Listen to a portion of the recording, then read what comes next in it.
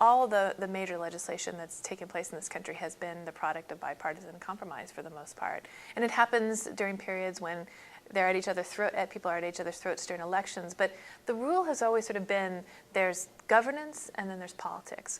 And so we may campaign against one another and root for our teams, but at the end of the day, we all join together for governance. And that used to be the norm in Washington. So the Civil Rights Act, I mean, that was an incredibly difficult question for a good chunk of the country, but people crossed party lines to pass it because they understood it really mattered.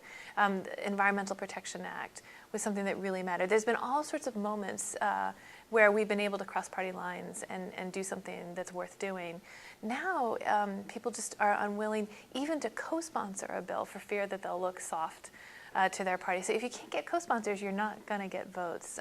So the only thing now that manages to gain bipartisan support is something that's so anodyne and silly and trivial that everyone votes for it. But on the things that matter, we can't get it unless there's an absolute crisis and people's feet are held to the fire. And crisis-driven governance is not the way to govern. It means that we have to put ourselves to the edge of the cliff every time we want to get something done in order to convince people that it's important enough to cross party lines. That's just not sustainable in the long run.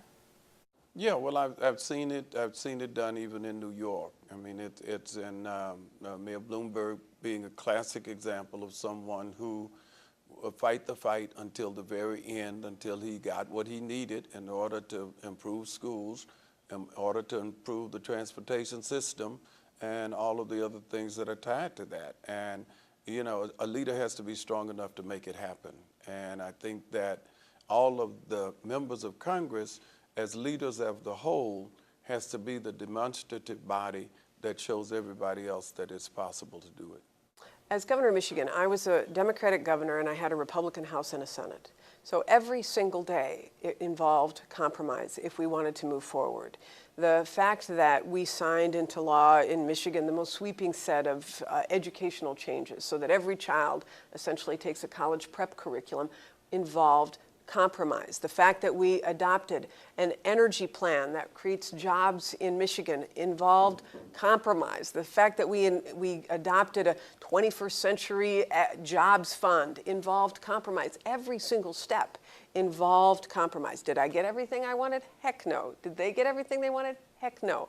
But, you know, and did I veto more bills than any governor in history of Michigan? Yes. But that doesn't mean we didn't work together on the things that were important and that we shared a common desire for. And that's really focusing not on the things that separate us, but the things that we share, the common issues, which, you know, really is about 80% of what we all care about education. We all care about the economy. We all care about health care. We all care about having a basic safety net.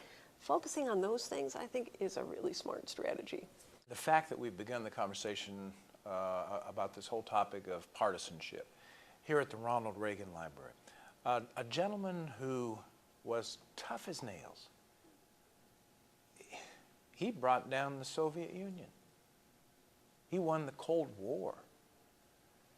And yet, he is so highly, highly regarded across the political landscape in the United States of America.